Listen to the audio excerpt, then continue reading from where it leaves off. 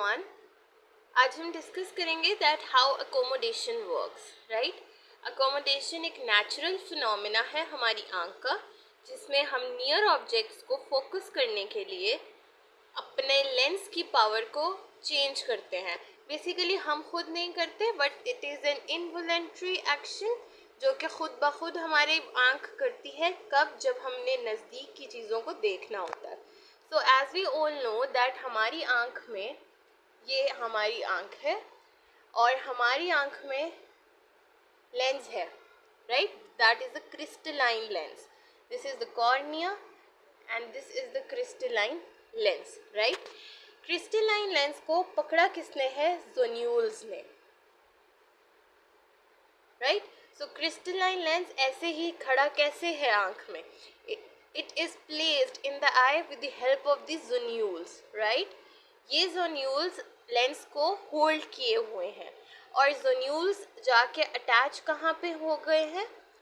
ज़ोन्यूल्स ciliary body पे attach है, right. सो हमारी अकोमोडेशन में लेंस, ज़ोन्यूल्स और सिलियरी बॉडी का बहुत इम्पॉर्टेंट रोल है। सो अकोमोडेशन में सिलियरी बॉडी इन्वॉल्व होती है, ज़ोन्यूल्स इन्वॉल्व होती है end of course lens involve होता है हमारी आई का। So now what is the importance of the accommodation? Accommodation करना क्यों ज़रूरी है? जैसे हमारी आंख का एक फिनोमिना है कि हमारी आंख हर डिस्टेंस पे जो भी ऑब्जेक्ट हर डिस्टेंस की लाइट को फोकस कर लेता है।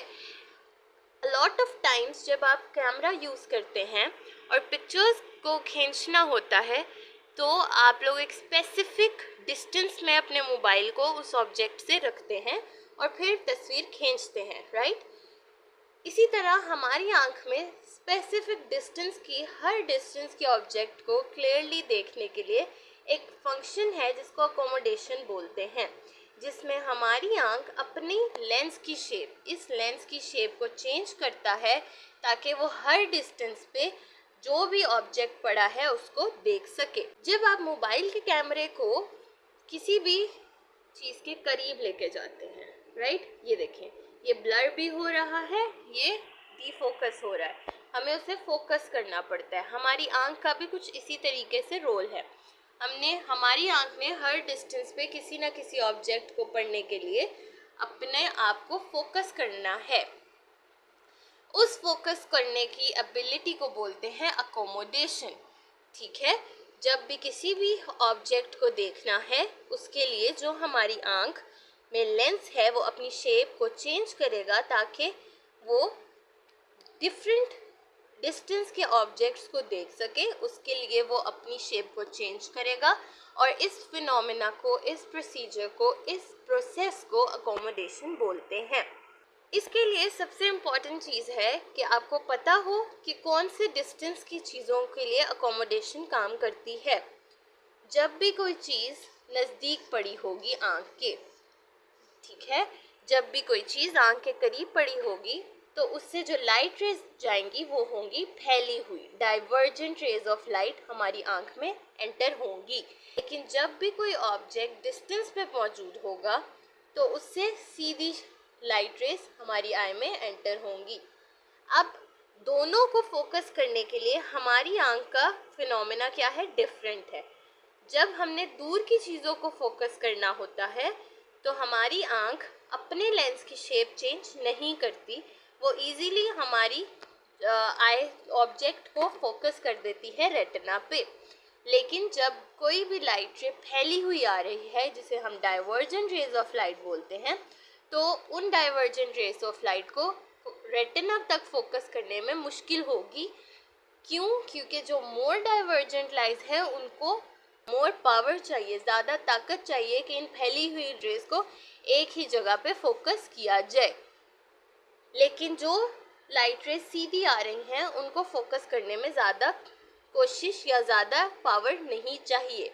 इसीलिए जब भी किसी इंसान ने नज़दीक की चीज़ें देखनी हैं तो उसके लिए हमारी आंख में जो लेंस होता है वो अपनी शेप को चेंज करता है ताकि ज़्यादा पावर मिले, और ज़्यादा पावर मिलेगी तो ज़्यादा अच्छे से वो रेटिना पे जाके फोकस करेगा और हमें नज़दीक की चीज़ अच्छे से दिखेगी। ओवरऑल ये फिनोमेना है अकोमोडेशन का। सो अकोमोडेशन किस पर्पस के लिए यूज़ हो रही है? नियर विजन के लिए। तो जब भी किसी इंसान ने नज़दीक की चीज़ देखनी है तो उसके लिए हमारे पास कौन सा फिनोमेना या कौन सा प्रोसेस एक्टिव होता है? Accommodation, right. अकोमोडेशन में 3 स्ट्रक्चर्स रोल प्ले करते हैं। सबसे पहला लेंस, जोन्यूल्स और सिलियरी बॉडी, राइट। मैं फिर से एक्सप्लेन कर रही हूँ कि जब भी किसी भी ऑब्जेक्ट, वो ऑब्जेक्ट जो अप्रॉक्सीमेटली 1 मीटर के डिस्टेंस पे है या 6 मीटर के डिस्टेंस से कम है, स्पेसिफिकली नियर टास्क हम इसको कंसीडर करते हैं 40 से 45 सेंटीमीटर्स तक। 40 से 45 सेंटीमीटर्स तक का जो डिस्टेंस है उसके अंदर कोई भी ऑब्जेक्ट हम देखना चाहते हैं तो उससे फैली हुई लाइट रेज आती हैं। जैसे एक शॉप है और उसका जो एंट्रिंग सिस्टम है या उसका जो वेटिंग सिस्टम है, वेटिंग एरिया है, वो छोटा है, तो उसमें ज़्यादा लोग बिखरे हुए आएंगे, फैले हुए होंगे। लेकिन एक शॉप जिसका वेटिंग एरिया बड़ा है या लाइन बनाने वाला एरिया लंबा है, उसमें लाइट या लोग जो हैं वो सीधी रो बनाएंगे, राइट। तो उसमें ज़्यादा फैलाव नहीं होगा। So this is what I want to explain you कि नज़दीक से जब भी कोई ऑब्जेक्ट देखा जाता है तो उससे लाइट रेज फैली हुई आती हैं। जब भी लाइट रेज फैली हुई आएंगी तो ज़्यादा ताकत चाहिए है लाइट रेज को रेटिना की लेवल पे पहुंचने में। हमारी आई में इमेज तब बनती है जब वो फोविया पे फोविया पे फोकस करेगा।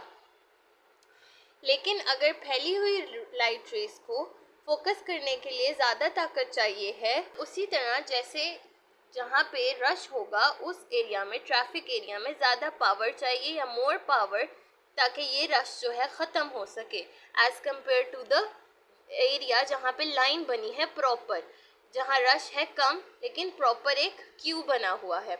इसी तरीके से लाइट रेज जब फैली हुई डाइवर्जेंट आती हैं तो उसको ज़्यादा पावर चाहिए है रेटिना पे फोकस करने के लिए, वरना ज़्यादा पावर अगर नहीं मिलेगी तो लाइट रेज देर से कन्वर्ज या देर से फोकस होंगी और वो पेशेंट को क्या होगा? हाइपरमेट्रोपिया होगा।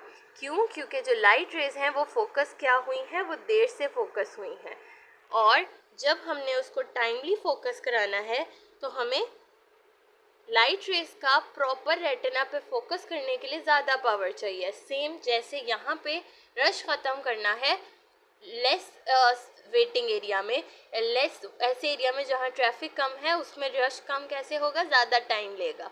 इसी तरह से लाइट रेज ज़्यादा टाइम लेंगी या थोड़ा सा रेटिना से दूर फोकस होंगी, जिसकी वजह से हाइपरमेट्रोपिया होगा। दिस इज़ अकोमोडेशन, जिसमें हमारा लेंस अपनी पावर को चेंज करता है, राइट। सो आई होप कि concept of accommodation is clear कि नज़दीक की जब हमने चीज़ें देखनी हैं और उसमें जब फैली हुई लाइट रेज हमारी आंख में जाती हैं तो हमारा लेंस अपनी शेप चेंज करता है ताकि आंख को ज़्यादा पावर दे, और ज़्यादा पावर की वजह से ज़्यादा जल्दी, यानी ज़्यादा जल्दी से मुराद है कि टाइमली रेटिना पे लाइट रेज फोकस होगी। लेकिन अगर अकोमोडेशन नहीं करता, लेंस अपनी शेप चेंज नहीं करता, तो उस केस में क्या होगा? लाइट रेज थोड़ा टाइम लेंगी। जब थोड़ा टाइम लेंगी फोकस करने में तो वो रेटिना के पीछे फॉल करेंगी और हम पेशेंट को रिफ्रैक्टिव एरर हो सकता है। कौन सा रिफ्रैक्टिव एरर होगा? हाइपरमेट्रोपिया, जिसमें आंख की पावर कम होती है और वो रेटिना पे फोकस नहीं होता और रेज जो हैं वो रेटिना के पीछे जाके फॉल करती हैं। तो अब हम देखते हैं कि कैसे आंख जो है वो अकोमोडेट करती है, क्या मैकेनिज़्म है इसका। उससे पहले आपको पता है कि जो बाइकन्वेक्स लेंसेज होते हैं वो पैरेलल रेज को कन्वर्ज करते हैं, राइट। और जो डाइवर्जिंग, जो कनकेव लेंसेज होते हैं वो लाइट को डाइवर्ज करते हैं। डाइवर्ज का मतलब है ये ऐसे फैलना। जो नज़दीक से इमेज आती है वो इसी तरीके से फैली हुई इमेज आती है, जो नज़दीक से लाइट रेज हमारी आँख के अंदर एंटर हो रही हैं वो। तो जैसे ही ये हमारी आँख है और ये एक नज़दीक में ऑब्जेक्ट मौजूद है, अब हमारी आँख ने इस ऑब्जेक्ट को देखना है और इधर से जो लाइट रेज हैं वो क्या है, डाइवर्जेंट, वो कुछ इस तरीके से आ रही हैं। अब जो हमारा कॉर्निया है उसने 70% रिफ्रैक्शन कर दी है, उसने 70% लाइट को अलाउ कर दिया है कि जाओ रेटिना के पास, लेकिन अभी भी वो प्रॉपर कन्वर्ज नहीं हुई है। नज़दीक के लिए हमारे पास ये एक लेंस है जो कि इस पोजीशन में मौजूद होता है। अब अगर 43 डायोप्टर्स के बाद सपोज 15 डायोप्टर्स लेंस ने पावर दी है, तो इन दोनों को सम अप करेंगे तो ये अप्रोक्सीमेटली 58 डायोप्टर्स की पावर है आई की। लेकिन क्योंकि फैली हुई रेज हैं और उनको ज़्यादा पावर चाहिए कि वो रेटिना पे फोकस करें, वो एग्जैक्ट फोविया पे फोकस करें, उसके लिए मोर पावर चाहिए, क्योंकि ज़्यादा डाइवर्जेंट रेज को ज़्यादा पावर चाहिए होती है कन्वर्ज करने के लिए। बेसिकली कन्वर्ज का मतलब है एक ही पॉइंट पे आके मिलना ये, और हमारी आई में लाइट फोकस या कन्वर्ज होती है तभी हमें इमेज दिखता है। तो अगर उसने लेस कन्वर्जेंस की है, क्योंकि 58 डायोप्टर्स इनफ नहीं था, 58 डायोप्टर्स इनफ नहीं था कि लाइट एक जगह पे फोकस हो, तो हमारे पास जो इमेज बनेगी वो बिहाइंड द रेटिना बनेगी और पेशेंट को नियर विजन में प्रॉब्लम होगी, वो नहीं देख पाएगा नियर ऑब्जेक्ट को क्लियरली, क्योंकि पेशेंट को हाइपरमेट्रोपिया की कंप्लेन है। अब अकोमोडेट कैसे किया जाएगा? जैसे ही नियर ऑब्जेक्ट आएगा, सिलियरी बॉडी, जोन्यूल्स और लेंस अपना एक्शन स्टार्ट करेंगे। जब पेशेंट डिस्टेंट ऑब्जेक्ट देख रहा है, जब एक ऑब्जेक्ट को देख रहा है दैट इज एट डिस्टेंस, तो उस केस में हमारी आई रेस्ट पे है, राइट? लेंस आराम से अपनी प्लेस में है, जोन्यूल्स ने टाइटली लेंस को सीधा रखा हुआ है, राइट? और सिलियरी बॉडी रिलैक्स है। सो एट टाइम ऑफ रेस्ट में जब अकोमोडेशन अभी एक्टिव नहीं है, उस टाइम पे लेंस भी रिलैक्स है, राइट? सिलियरी बॉडी भी रिलैक्स है, लेकिन स्ट्रेच में या कॉन्ट्रैक्ट कौन है? जोन्यूल्स, राइट? जोन्यूल्स क्या है? कॉन्ट्रैक्ट। और वो क्यों कॉन्ट्रैक्ट है? वो लेंस को अपनी एग्जैक्ट पोजीशन पे रखना चाहते हैं। जब हमने किसी भी चीज़ को पकड़ना होता है तो हम कोशिश करते हैं कि जो रस्सी है वो टाइटली सीधी हो, वो टाइट हो, ताकि जो भी हमने ऑब्जेक्ट को पकड़ना है वो अपनी लोकेशन या अपनी शेप को चेंज ना करे। उस केस में क्या होता है, हम रस्सी को स्ट्रेच करते हैं या रस्सी जो है उसको खींच के रखते हैं। इसी तरह जोन्यूल्स जो हैं वो कॉन्ट्रैक्ट होते हैं उस टाइम पे जब लेंस रेस्ट पे है, जब अकोमोडेशन एक्टिव नहीं है, और सिलियरी बॉडी भी रिलैक्स होती है और लेंस भी रिलैक्स होता है। लेकिन जैसे ही कोई नज़दीक का टारगेट आता है, जैसे ही कोई नियर स्टिमुलस आता है हमारी आई के पास, उस टाइम पे क्या होगा कि जब हमने किसी भी चीज़ को कहना होता है कि वो अपनी शेप चेंज करे, तो हम क्या करेंगे? रस्सी को ढीला कर देंगे, राइट? तो रस्सी को ढीला करने का मतलब है कि जोन्यूल्स क्या करेंगे? अब जोन्यूल्स को कहा रिलैक्स हो जाओ कि ये जो चीज़ है वो अपनी शेप को चेंज कर ले। So at the time of accommodation, तो उस टाइम पे अब सिलियरी बॉडी कॉन्ट्रैक्ट किए हुए हैं, जोन्यूल्स जो हैं वो रिलैक्स हो गए हैं और लेंस ने अपने आप को मोर ग्लोबुलर कर लिया। मोर ग्लोबुलर का मतलब है कि ज़्यादा पावर दे रहा है। अब यहाँ पे कॉन्सेप्ट है कि जो भी चीज़ जितनी स्टीप होगी, more steeper the thing is, more power it has, but the less radius it contains. मतलब कि जो स्टीपनेस है that is inversely proportional to the radius. जितनी ज़्यादा स्टीपनेस होगी, स्टीपनेस का मतलब होता है जितना ये कर्व, जितनी ज़्यादा स्टीप कोई सरफेस होगी उतनी ही ज़्यादा उसकी पावर होगी और रेडियस क्या होगा, कम होगा। तो लेंस मोर स्टीपर हो जाता है, ज़्यादा कर्वी हो जाता है ताकि पावर ज़्यादा हो आंख की। जब नॉर्मली 15 से 16 डायोप्टर है, जब अकोमोडेट करेगा तो अप टू 20 से 22 डायोप्टर्स तक अकोमोडेट करेगा। तो आंख की पावर क्या होगा, 43 प्लस 22 65, तो अप्रॉक्सीमेटली 65 डायोप्टर्स पावर हो गई है अकोमोडेट करके। और अब नियर ऑब्जेक्ट जो है वो अच्छे से कन्वर्ज, नियर ऑब्जेक्ट से जो लाइट रेज आ रही हैं वो अच्छे से कन्वर्ज करेंगी, कहाँ, वो एग्जैक्टली कन्वर्ज करेंगी फोविया पे, और पेशेंट को नियर ऑब्जेक्ट क्लियरली दिखेगा। सो this is accommodation.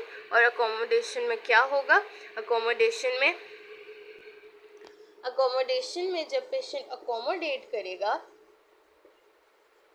so at the time of accommodation lens contract, right, lens changes its shape, zonules relax and ciliary body contract।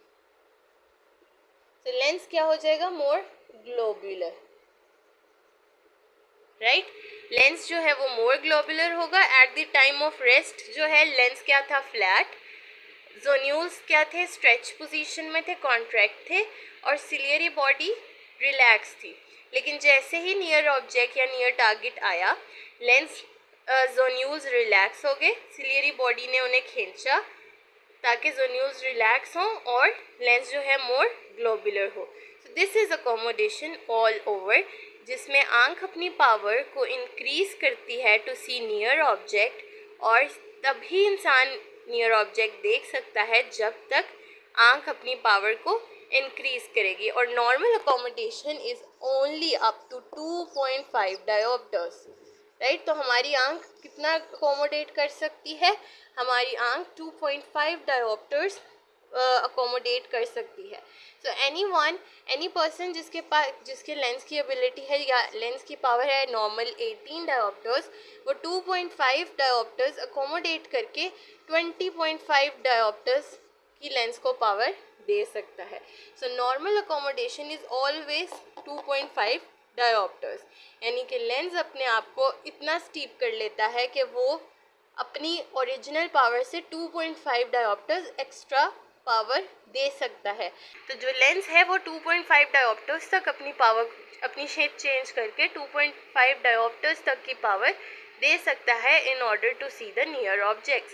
So this is overall accommodation. और ऐसे patients जब old age में हम जाते रहते हैं बुढ़ापे की तरफ, तो उस केस में क्या होता है कि हमारा लेंस हार्ड हो जाता है, और जब लेंस हार्ड हो जाता है तो वो अपनी शेप को चेंज नहीं कर सकता। इसी वजह से पेशेंट्स जो बूढ़े लोग होते हैं उनमें अकोमोडेशन एब्सेंट होना शुरू हो जाती है, और उन्हें हम प्रेस बायोपिक कहते हैं, जिनमें हम ओल्ड एज पेशेंट्स को नियर एड देते हैं 2 का, 1 का, 1.5 डायोप्टर्स का। सो ये क्या है, अकोमोडेटिव पावर हम दे रहे हैं जो कि 2.5 डायोप्टर्स तक होती है, और इससे ज़्यादा हम पेशेंट को जो है नहीं दे रहे होते। 2.5 डायोप्टर्स की एक्स्ट्रा पावर देते हैं नज़दीक का काम करने के लिए। जब हम प्रैक्टिस करते हैं तो हमारे पास बूढ़े लोग आते हैं जो कंप्लेन करते हैं कि मुझे नज़दीक में मसला होता है, मुझे किताबें पढ़ने में मसला होता है, कुरान पाक पढ़ने में मसला होता है, मुझे नज़दीक में सही से दिखाई नहीं देता, सुई में धागा नहीं डाला जाता। ये सारी कंप्लेंट्स हैं कि अकोमोडेशन आहिस्ता आहिस्ता ख़राब हो रही है या एब्सेंट हो रही है ड्यू टू, और ये एक एज रिलेटेड प्रोसेस है, राइट।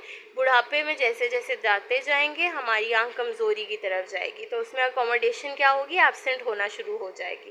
तो ऐसे पेशेंट्स को हम फिर नियर एड देते हैं, और वो नियर एड ये 2.5 डायोप्टर्स ही होता है, जो कि एज के अकॉर्डिंग होता है कि जितनी एज होगी उसमें उतनी ही पावर रिड्यूस हुई होगी, उसके अकॉर्डिंग हम पेशेंट को नज़दीक का नंबर दे देते हैं, और उससे उसको अच्छा या बेहतर दिखता है। सो this is all about accommodation, and in case of any Curie you can comment in comment section, and please don't forget to like and subscribe. Thank you so much.